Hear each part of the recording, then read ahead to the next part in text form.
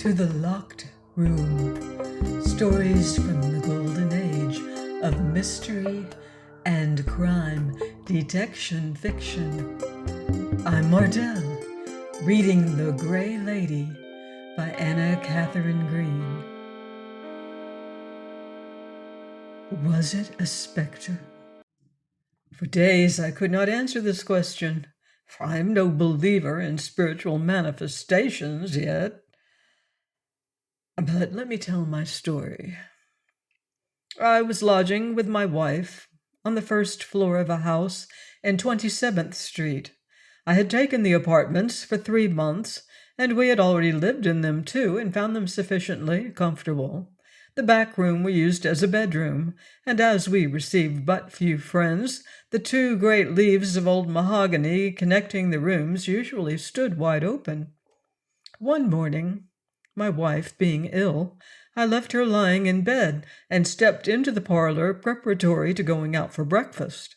I was late, 9 o'clock probably, and I was hastening to leave when I heard a sound behind me. Or did I merely feel a presence? And turning, saw a strange and totally unknown woman coming toward me from my wife's room. As I had just left that room, and as there was no other way of entrance, save through a door we always kept locked, I was so overpowered by my astonishment that I never thought of speaking or moving until she had passed me. Then I found voice, and calling out, "Madam," endeavored to stop her.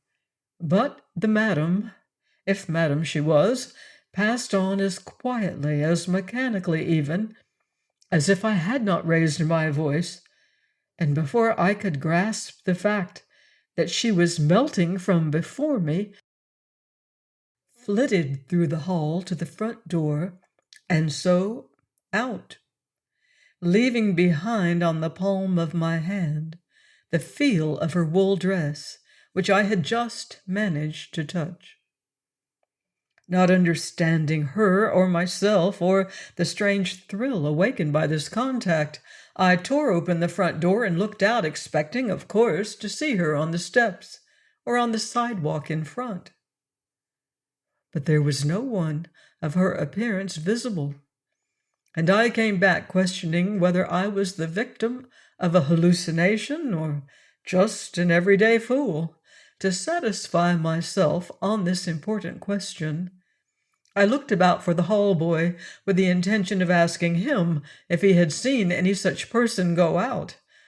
But that young and inconsequent scamp was missing from his post as usual, and there was no one within sight to appeal to.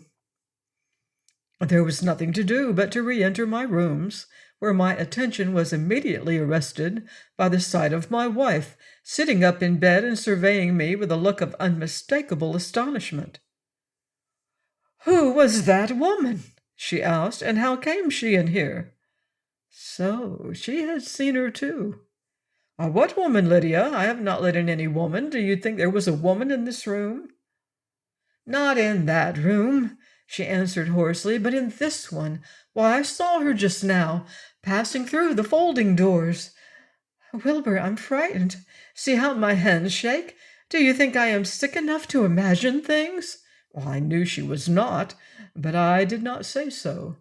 I thought it would be better for her to think herself under some such delusion.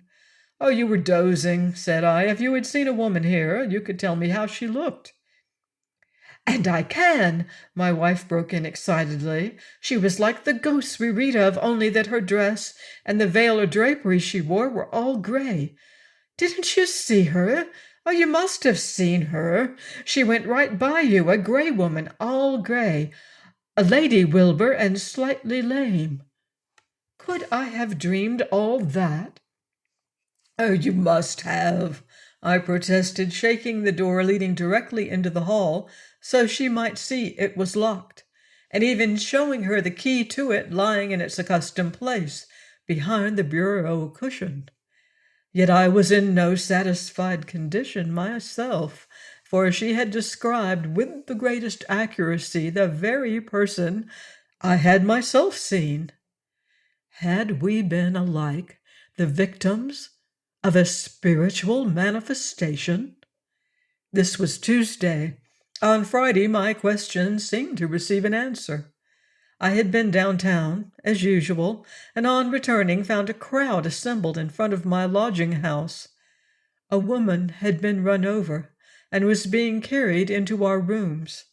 In the glimpse I caught of her, I saw that she was middle-aged and was wrapped in a long black cloak. Later, this cloak fell off, as her hat had done long before, and I perceived that her dress was black and decent. She was laid on our bed, and every attention paid her, but she had been grievously injured about the head, and gradually but surely sank before our eyes. Suddenly she roused and gave a look about her. It was a remarkable one, a look of recognition and almost of delight.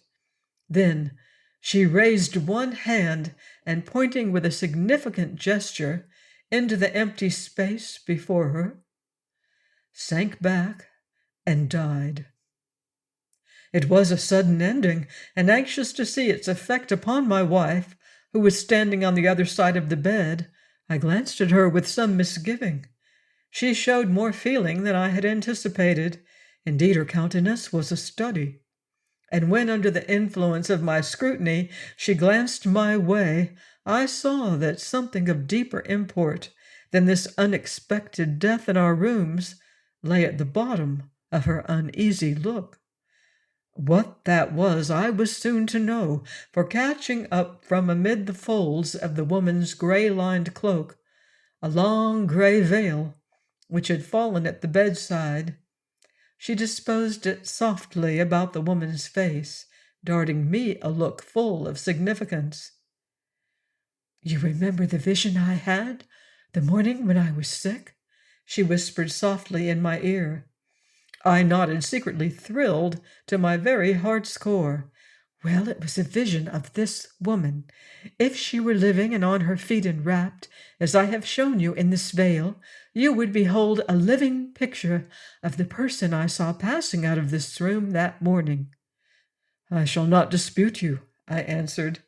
Alas, I had myself perceived the likeness the instant the veil had fallen about the pinched but handsome features. "A forewarning," whispered my wife, "a forewarning of what has this day happened under our roof. It was a wraith we saw, Wilbur. But I shall not spend another night in these rooms." And we did not. I was as anxious to leave as she was. Yet I am not a superstitious man, as proof of it. After the first effect of these events had left me, I began to question my first impressions and to feel tolerably ashamed of my past credulity. Though the phenomenon we had observed could not to all appearance be explained by any natural hypothesis, though I had seen and my wife had seen a strange woman suddenly become visible in a room which a moment before had held no one but ourselves, and into which no live woman could have entered without our knowledge, something, was it my natural good sense, recoiled before a supernatural explanation of this, and I found myself forced to believe that our first visitor had been as real as the last. In other words, the same woman. But could I prove it? Could this seemingly impossible be made possible, and the unexplainable receive a solution satisfying to a rational mind? I determined to make an effort to accomplish this, if only to relieve the mind of my wife, who had not recovered her equanimity as readily as myself. Starting with the assumption above mentioned that the woman who had died in our presence was the same woman who had previously found an unexplainable entrance into our rooms, I first inquired if the black cloak lined with gray did not offer a solution to some of my previous difficulties. It was a long cloak, enveloping her completely. When worn with the black side out, she would present an inconspicuous appearance. But with the gray side out, and the effect of this heightened by a long gray veil hung over her hat, she would look like the Gray Lady I had first seen.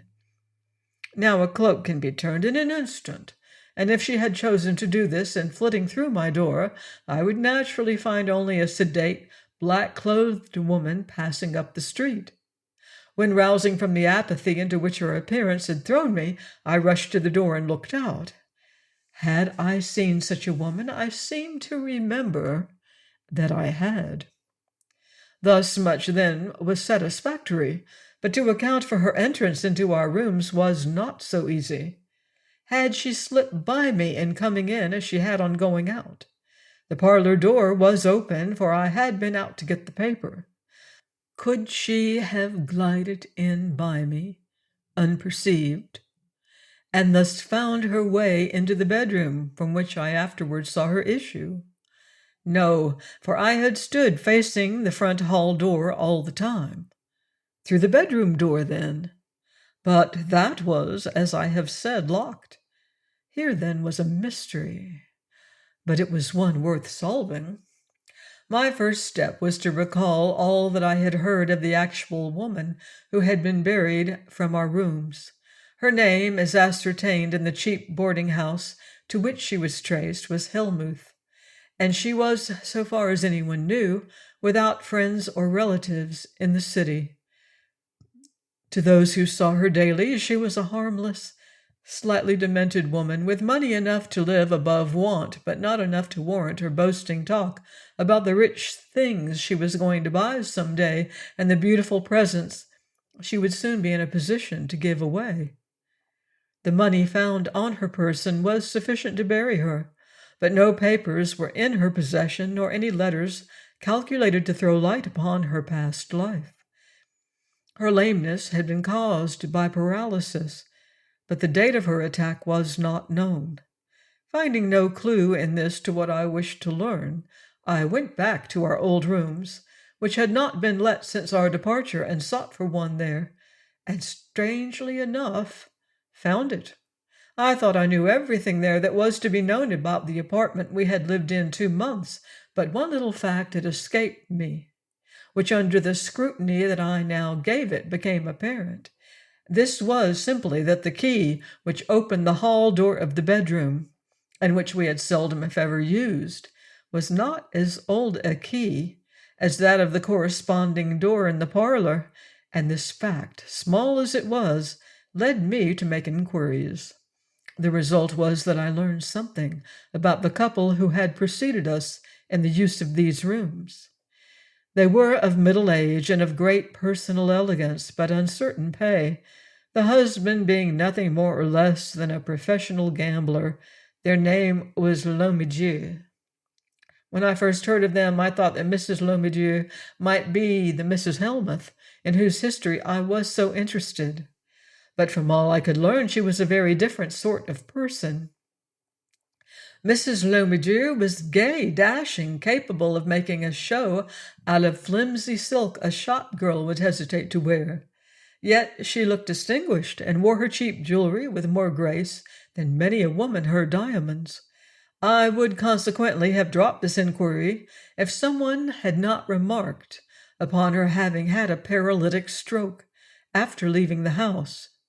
This, together with the fact that the key to the rear door, which I had found replaced by a new one, had been taken away by her and never returned, connected her so indubitably with my mysterious visitor that I resolved to pursue my investigations into Mrs. Lomedieu's past. For this purpose, I sought out a quaint little maiden lady living on the top floor, who, I was told, knew more about the Lomedieus than anyone in the building, Mrs. Winterbourne, whose acquaintance I had failed to make while residing in the house, was a fluttering, eager, affable person whose one delight was, as I soon found, to talk about the Lomedieus. Of the story she related, I give as much of it as possible in her own words. I was never their equal, said she, but Mrs. Lumbidge was lonely, and having no friends in town, was good enough to admit me to her parlor now and then, and even to allow me to accompany her to the theatre when her husband was away on one of his mysterious visits. I never liked Mr. Lumbidge, but I did like her. She was so different from me, and when I first knew her, so gay, so full of conversation. But after a while she changed, and was either feverishly cheerful or morbidly sad, so that my visits caused me more pain than pleasure. The reason for these changes in her was patent to everybody. Though her husband was a handsome man, he was as unprincipled as he was unfortunate. He gambled. This she once admitted to me, and while at long intervals he met with some luck, he more often returned dispirited and with that hungry, ravaging look you expect to see in a wolf cheated of its prey. I used to be afraid he would strike her after some one of these disappointments, but I do not think he ever did. She had a determined character of her own, and there have been times when I have thought he was as much afraid of her as she was of him. I became sure of this after one night. Mrs. Lumbidge and myself were having a little supper together in the front parlor you have so lately occupied. It was a very ordinary supper, for the Lumbidge's purse had run low, and Mrs. Lumbidge was not the woman to spend much at any time on her eating. It was palatable, however, and I would have enjoyed it greatly if Mrs. Lumbidge had shown more appetite, but she ate scarcely anything, and seemed very anxious and unhappy, though she laughed now and then with sudden gusts of mirth, too hysterical to be real. It was not late, and yet we were both very much surprised when there came a knock at the door, followed by the entrance of a visitor.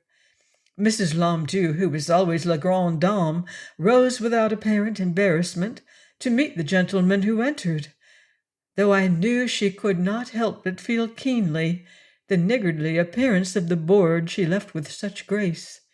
The stranger, he was certainly a stranger, this I could see by the formality of her manner, was a gentleman of urbane bearing and a gentle air of prosperity.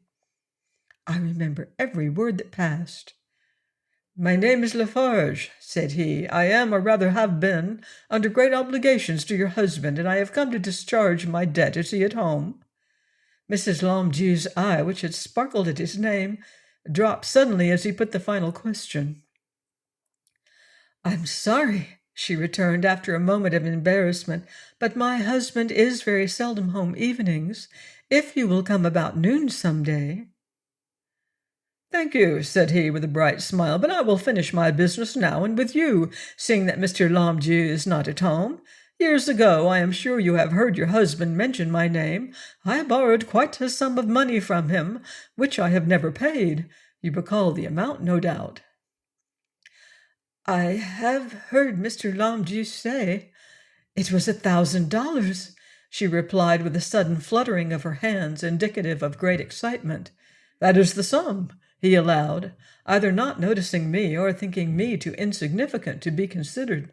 "I regret to have kept him so long out of it, but I have not forgotten to add the interest in making out this statement of my indebtedness, and if you will look over this paper and acknowledge its correctness, I will leave the equivalent of my debt here and now, for I sail for Europe tomorrow morning and wish to have all my affairs in order before leaving."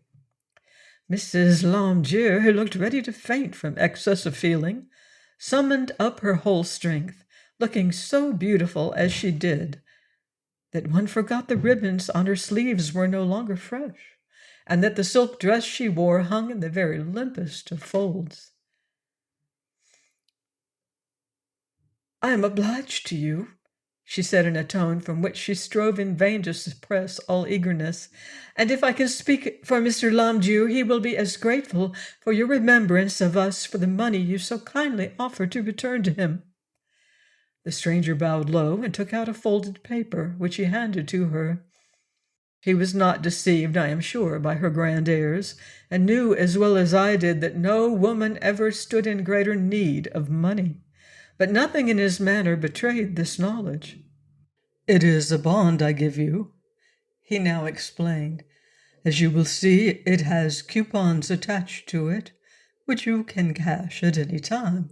It will prove as valuable to you as so much ready money and possibly more convenient. And with just this hint, which I took as significant of his complete understanding of her position, he took a receipt and politely left the house. Once alone with me, who am nobody, her joy had full vent. I have never seen anyone so lost in delight as she was for a few minutes. To have this money thrust upon her just at a moment when actual want seemed staring her in the face was too much of a relief for her to conceal either the misery she had been under or the satisfaction she now enjoyed. Under the gush of her emotions, her whole history came out. But as you have often heard the like, I will not repeat it, especially as it was all contained in the cry with which a little later she thrust the bond into my hand. "He must not see it! He must not! It would go like all the rest, and I should be again left without a cent. Take it and keep it, for I have no means of concealing it here. He is too suspicious." But this was asking more than I was willing to grant. Seeing how I felt, she took the paper back and concealed it in her bosom with a look I had rather not have seen. "You will not charge yourself with such a responsibility," said she, "but I can trust you not to tell him." "Yes," I nodded, feeling sick of the whole business. Then, but here, the door was violently flung open, and Mr. Lamdieu burst into the room in a state of as much excitement as his wife. Only his was the excitement of desperation. "Gone! Gone!" he cried, ignoring me as completely as Mr. Lafarge had done. "Not a dollar left, not even my studs. See?" And he pointed to his shirt front hanging apart in a way I would never have looked for in this reckless but fastidious gentleman. "Yet, if I had $1 more, or even a ring worth $1 or so, I might have— Teresa, have you got any money at all? A coin now might save us." Mrs. Lamdieu, who had turned alarmingly pale, drew up her fine figure and resolutely confronted him. "No," said she, and shifting her gaze, she turned it meaningfully upon me. He misunderstood this movement, thinking it simply a reminder of my presence. He turned with his false but impressive show of courtesy and made a low bow. Then he forgot me utterly again, and facing his wife, growled out, "Where are you going to get breakfast, then? You don't look like a woman who expects to starve." It was a fatal remark, for do what she would, she could not prevent a slight smile of disdain, and seeing it, he kept his eye riveted on her face till her uneasiness became manifest. Instantly his suspicion took form, and surveying her still more fixedly, he espied a corner of the precious envelope protruding slightly above her corsage. To snatch it out, open it, and realize its value was the work of a moment. Her cry of dismay and his shout of triumph rang out simultaneously, and never have I seen such an ebullition of opposing passions as I was made witness to, as his hand closed over this small fortune, and their staring eyes met in the moral struggle they had now entered upon for its ultimate possession. She was the first to speak. "It was given to me. It was meant for me. If I keep it, both of us will profit by it. But if you—" He did not wait for her to finish. "Where did you get it?" he cried. I can break the bank with what I can raise on this bond at the club. Darrow's in town. You know what that means. Luck's in the air, and with $100. But I've no time to talk. I came for $1, a 50-cent piece, a dime even, and I go back with a bond worth—" But she was already between him and the door. "You will never carry that bond out of this house," she whispered in the tone which goes further than a cry. "I have not held it in my hand to see it follow every other good thing I have had in life. I will not, Henry. Take that bond and sink it as you have all the rest, and I fall at your feet a dead woman. I will never survive the destruction of my last hope." He was cowed. For a moment, that is. She looked so superb and so determined. Then all that was mean and despicable in his thinly veneered nature came to the surface, and springing forward with an oath, he was about to push her aside when, without the moving of a finger on her part, he reeled back, recovered himself, caught a chair, missed it, and fell heavily to the floor. "My God, I thank thee!" was the exclamation with which she broke from the trance of terror into which she had been thrown by his sudden attempt to pass her, and without a glance at his face, which looked to me like the face of a dead man, she tore the paper from his hand and stood looking about her with a wild and searching gaze, in the desperate hope that somehow the walls would open and offer her a safe place of concealment for the precious sheet of paper. Meanwhile, I had crept near the prostrate man. He was breathing, but perfectly unconscious. "Don't you mean to do something for him?" I asked. "He may die." She met my question with the dazed air of one suddenly awakened. "No, he'll not die, but he'll not come to for some minutes, and this must be hidden first. But where? Where? I cannot trust it on my person or in any place a man like him would search. I must devise some means. Ah!" With this final exclamation, she had dashed into the other room. I did not see where she went. I did not want to, but I soon realized she was working somewhere in a desperate hurry. I could hear her breath coming in quick, short pants as I bent over her husband, waiting for him to rouse, and hating my inaction, even while I succumbed to it. Suddenly she was back in the parlor again, and to my surprise passed immediately to the little table in the corner where we had sat at supper. We had had for our simple refreshment that homeliest of all dishes, boiled milk thickened with flour. There was still some left in a bowl, and taking this away with her, she called back hoarsely, "Pray that he does not come to till I have finished. It will be the best prayer you have ever made." She told me afterward that he was subject to these attacks, and that she had long ceased to be alarmed by them. But to me, the sight of that man lying there so helpless was horrible, and though I hated him and pitied her, I scarcely knew what to wish.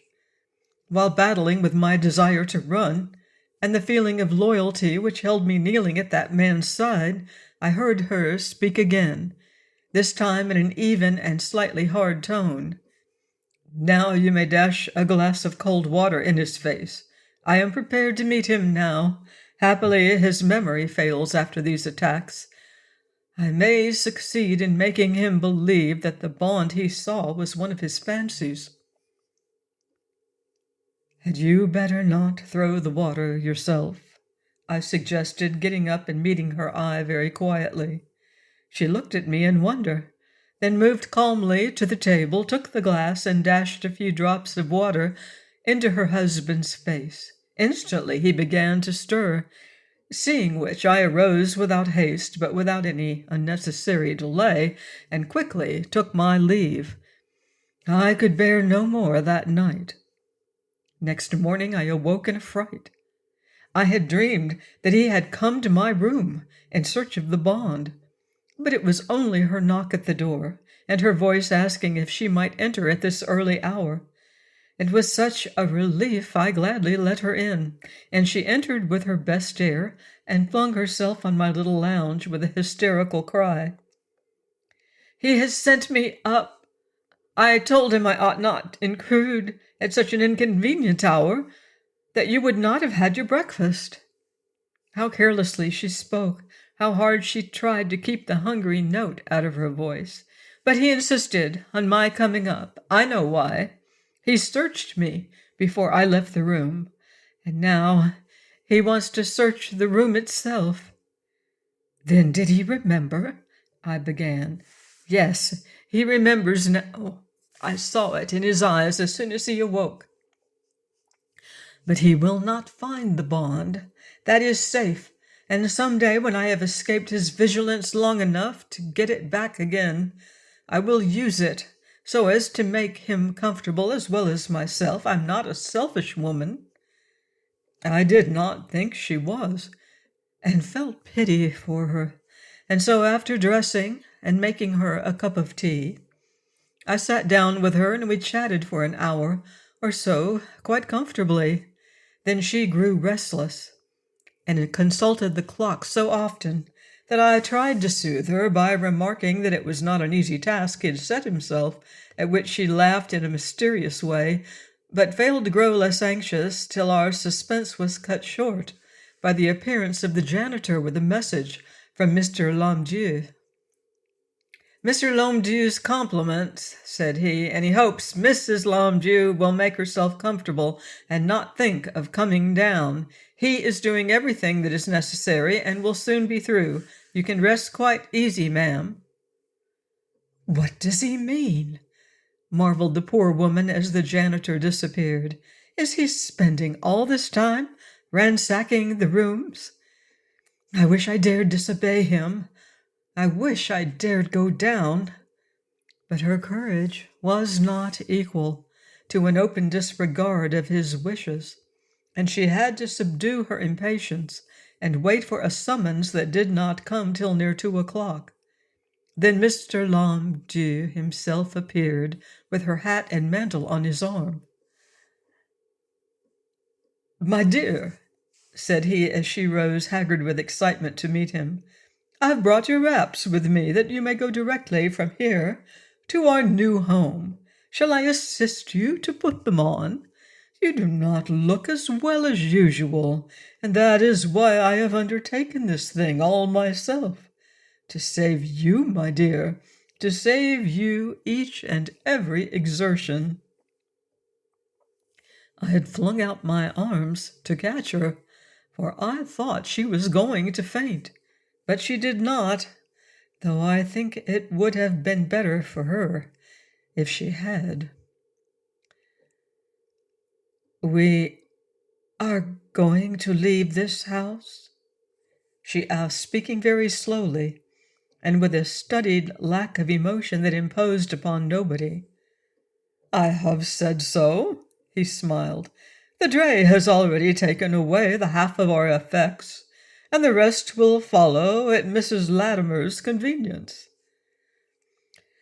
"Ah, I understand," she replied with a gasp of relief, significant of her fear that by some superhuman cunning he had found the bond she thought so safely concealed. "I was wondering how Mrs. Latimer came to allow us to leave. I tell you, they always talked as if I were not present." "Our goods are left as a surety, it seems." "Half our goods," he blandly corrected. "Would it interest you to know which half?" The cunning of this insinuation was matched by the imperturbable shrug with which she replied, "So a bed has been allowed us and some clothes. I'm satisfied." At which he bit his lips, vexed at her self-control and his own failure to break it. "You have not asked where we are going," he observed, as with apparent solicitude he threw her mantle over her shoulders. The air of lassitude with which she replied bespoke her feeling on that point. "I have little curiosity," she said. "You know I can be happy anywhere." And turning toward me, she moved her lips in a way I interpreted to mean, "Go below with me, see me out." "Say what you have to say to Miss Winterbourne aloud," he dryly suggested. "I have nothing to say to Miss Winterbourne but thanks," was her cold reply, belied, however, by the trembling of her fingers as she essayed to fit her glove. "And those I will receive below," I cried with affected gaiety. "I'm going down with you to the door," and resolutely ignoring his frown, I tripped down before them. On the last stair I felt her steps lagging. Instantly I seemed to comprehend what was required of me, and rushing forward I entered the front parlor. He followed close behind me, but how did he know I was not in collusion with her to regain the bond? This gave her 1 minute by herself in the rear. And in that minute she secured the key, which would give her future access to the spot where her treasure lay hidden. The rest of the story I must give you mainly from hearsay. You must understand by this time what Mr. Lamdu's scheme was in moving so suddenly. He knew that it would be impossible for him, by the most minute and continuous watchfulness, to prevent his wife from recovering the bond while they continued to inhabit the rooms in which, notwithstanding his failure to find it, he had reason to believe it still lay concealed. But once in other quarters, it would be comparatively easy for him to subject her to a surveillance, which not only would prevent her from returning to this house without his knowledge, but would lead her to give away her secret by the very natural necessity she would be under of going to the exact spot where her treasure lay hid. It was a cunning plot, and showed him to be as able as he was unscrupulous. How it worked, I will now proceed to tell you. It must have been the next afternoon that the janitor came running up to me. I suppose he had learned by this time that I had more than ordinary interest in these people, to say that Mrs. Lamdu had been at the house, and had been so frightened by a man who had followed her that she had fainted dead away on the floor. Would I go down to her? I had rather have gone anywhere else unless it was to prison, but duty cannot be shirked, and I followed the man down. But we were too late. Mrs. Lamdu had recovered and gone away, and the person who had frightened her was also gone, and only the bellboy remained to give any explanations. This was what he had to say. The man it was who went first. As soon as the lady fell, he skipped out. I don't think he meant no good here. Did she drop here in the hall? I asked, unable to restrain my intense anxiety. Oh, no, ma'am. They was in the back room yonder, which she got in somehow. The man followed her in, sneaking like an eel or a cop. But she fell right against— Don't tell me where, I said. I don't want to know where. And I was able to return upstairs when I heard a quick, sharp voice behind me and realized that Mr. Lamdu had come in and was having some dispute with the janitor. Common prudence led me to listen. He wanted, as was very natural, to enter the room where his wife had just been surprised, but the janitor, alarmed by the foregoing very irregular proceedings, was disposed to deny his right to do so. The furniture is held as a surety, said he, and I have orders. But Mr. Lamdu had a spare $1, and before many minutes had elapsed, I heard him go into that room and close the door. Of the next 10 minutes and the suspense, I feel I need not speak. When he came out again, he looked as if the ground would not hold him. I've done some mischief, I fear, he airily said as he passed the janitor. "But I'll pay for it. Don't worry, I'll pay for it, and the rent too, tomorrow. You may tell Mrs. Latimer so." And he was gone, leaving us all agape in the hallway. A minute later, we all crept to the room and looked in. Now that he had got the bond, I, for one, was determined to know where she had hid it. There was no mistaking the spot. A single glance was enough to show us the paper ripped off from a portion of the wall, revealing a narrow gap behind the baseboard, large enough to hold the bond. It was near— "Wait," I put in as I remembered where the so-called Mrs. Helmuth had pointed just before she died. "Wasn't it at the left of the large folding doors and midway to the wall?" "How came you to know?" she asked. "Did Mrs. Latimer tell you?" But I did not answer. She soon took up the thread of her narrative again, and sighing softly said, "The next day came and went, but no l'homme Dieu appeared. Another, and I began to grow seriously uneasy. A third, and a dreadful thing happened. Late in the afternoon, Mrs. l'homme Dieu, dressed very oddly, came sliding in at the front door, and with an appealing smile at the bellboy, who wished but dared not ask her for the key which made these visits possible, glided by to her old rooms, and finding the door unlocked, went softly in. Her appearance is worth description, for it shows the pitiful efforts she made at disguise, in the hope, I suppose, of escaping the surveillance she was evidently conscious of being under. She was in the habit of wearing on cool days a black circular with a gray lining. This she had turned inside out, so that the gray was uppermost, while over her neat black bonnet she had flung a long veil, also gray, which not only hid her face, but gave her appearance an eccentric look, as different as possible from her usual aspect.